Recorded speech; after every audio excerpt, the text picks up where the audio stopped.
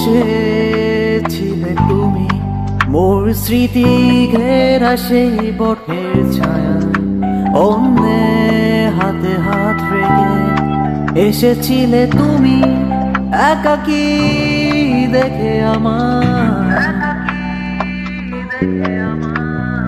তোমার হাসি ভরা ছিল অবহেলা, ঘৃণায় আর প্রতারণা।